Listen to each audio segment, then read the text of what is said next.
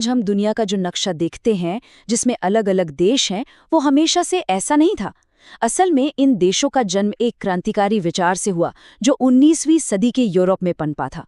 तो चलिए आज इसी दिलचस्प कहानी की तह तक चलते हैं और देखते हैं कि ये सब कैसे शुरू हुआ। देखिए, ये जो तस्वीर है ना, ये असल में एक सपना है, एक फ्रांसीसी कलाकार का सपना।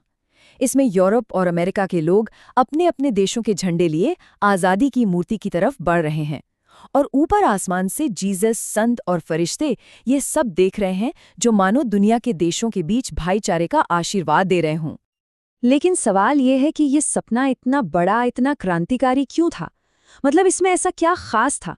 इसका जवाब जानने के लिए हमें उस समय की हकीकत को समझना होगा जो इस सपने से बिल्कुल अलग थी।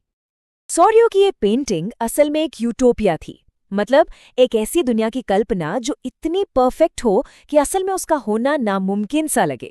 और नामुमकिन इसलिए क्योंकि उस दौर की सच्चाई इस सपने से कोसों दूर थी। जरा सोचिए, 19वीं शताब्दी से पहले का यूरोप आज जैसा तो बिल्कुल नहीं था। कोई नेशन स्टेट या राष्ट्र राज्य नहीं थे, बल्कि बड़े बड़े साम्राज्य थे। इन साम्राज्यों पर राजाओं का शासन होता था और इनकी सीमाओं के अंदर अलग अलग भाषा बोलने वाले, अलग अलग संस्कृति वाले लोग रहते थे, जिनकी कोई एक पहचान नहीं थी। इस तरह के राज को कहते थे निरंकुशवाद, मतलब एक ऐसा सिस्टम जहां सारी की सारी पावर राजा के हाथ में होती थी। कोई रोक टोक नहीं, कोई सवाल नहीं। और ये जो राष्ट्र का नया आइडिया था ना, इसने सीधा इसी अनलिमिटेड पावर को चैलेंज किया था। तो फिर सवाल ये उठता है कि इस सिस्टम के खिलाफ बदलाव की ये चिंगारी आखिर भड़की कहाँ से? इसका जवाब मिलता है एक बहुत बड़ी क्रांति में, जिसने पूरे यूरोप का भविष्य ही बदल कर रख दिया। ये जो राष्ट्रवाद का आइडिया है ना, इसकी सबसे पहली और साफ आवाज हमें सुनाई दी 1789 की फ्रांसीसी क्रांति में। इस क्रांति ने ऐलान कर दिया कि अब देश का मालिक कोई राजा नहीं, बल्कि देश के नागरिक होंगे और वही मिलकर देश की किस्मत तय करेंगे। अब देखिए, फ्रांस के क्रांतिकारियों ने सिर्फ बातें नहीं की, उन्होंने सच में एक राष्ट्र बनाने की पूरी रेसिपी तैयार कर दी। पितृभूमि और नागरिक जैसे नए विचार लाए, राजशाही के झंडे को हटाकर नया तिरंगा झंडा बनाया, पूरे देश में एक जैसे कानून लागू किए, एक जैसे वजन और माप की व्यवस्था की और फ्रेंच को एक आम भाषा बनाया। ये सब मिलकर एक सामूहिक पहचान गढ़ रहे थे। और फिर कहानी में एंट्री होती है नेपोलियन की, एक ऐसा दिलचस्प किरदार जो खुद तो एक सम्राट था, पर अनजाने में उसी ने राष्ट्रवाद के आइडिया को पूरे यूरोप में फैला दिया। है ना जी बात? नेपोलियन को समझना एक पहेली जैसा है। एक तरफ तो वो एक सुधारक था, उसका नेपोलियन एक कोड कानून के सामने सबको बराबर मानता था और संपत्ति का अधिकार देता था। लेकिन दूसरी तरफ वो एक विजेता था जिसने फ्रांस में लोकतंत्र को खत्म कर दिया, सेंसरशिप लगाई, टैक्स बढ़ाए और जीते हुए इलाकों के लोगों को जबरदस्ती अपनी सेना में भर्ती किया। और मजे की बात यह है कि शुरू में तो यूरोप में कई जगह फ्रांसीसी सेनाओं का स्वागत हुआ। लोगों ने उन्हें मुक्तिदाता समझा, जो उन्हें जालिम राजाओं के शासन से आज़ादी दिलाएंगे।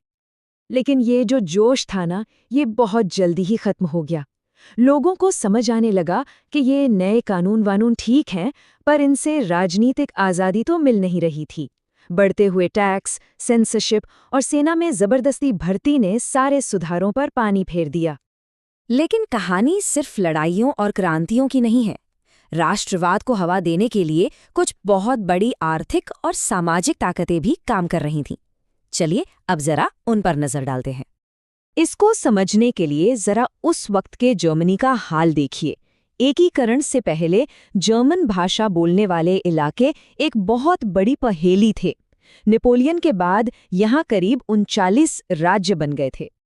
और ये हालत व्यापारियों के लिए किसी बुरे सपने से कम नहीं थी। सोच कर देखिए, 1833 में अगर किसी व्यापारी को हैम्बर्ग से न्यूरेमबर्ग जाना है तो उसे 11 अलग अलग जगहों पर टैक्स देना पड़ता था। हर राज्य की अपनी करेंसी, अपने वजन और माप, मतलब व्यापार करना लगभग नामुमकिन था। तो इस आर्थिक सिरदर्द का इलाज निकला 1834 में। प्रशा ने एक पहल की और ज़ोल्वेराइन नाम का एक कस्टम यूनियन बनाया। इसने क्या किया?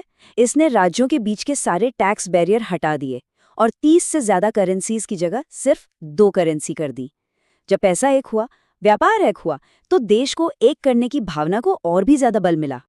तो हमने क्रांति देख ली, अर्थव्यवस्था देख ली, पर अब आते हैं इस कहानी के सबसे बुनियादी और सबसे गहरे सवाल पर। आखिर ये राष्ट्र होता क्या है? क्या एक राष्ट्र का मतलब सिर्फ इतना है कि कुछ लोग एक ही भाषा बोलते हैं, या एक ही धर्म को मानते हैं, या एक ही जमीन पर रहते हैं? ज्यादातर लोग शायद यही सोचते हैं, लेकिन 19वीं सदी के विचारकों के लिए राष्ट्र का मतलब इससे कहीं ज्यादा गहरा था। इन्हीं में से एक थे फ्रांसीसी फिलोसोफर अर्नस्ट रेनान। उन्होंने एक बहुत मजबूत बात कही। उन्होंने कहा कि एक राष्ट्र किसी भाषा या नस्ल से नहीं बनता, बल्कि ये एक साझा इतिहास और साथ मिलकर रहने के लगातार लिए जाने वाले एक सामूहिक फैसले से बनता है।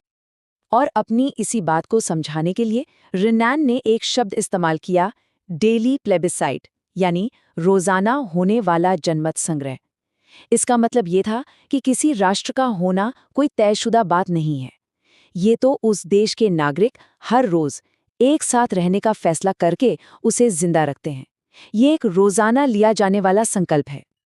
और रेनान का यही सवाल 19वीं सदी के इस विचार को सीधा आज हमारे सामने लाकर खड़ा कर देता है। अगर एक राष्ट्र हर रोज किया जाने वाला एक चुनाव है, तो आखिर वो कौन सी चीज है जो उसे मजबूती से बांध कर रखती है? ये एक ऐसा सवाल है जो हमें आज भी सोचने पर मजबूर करता है।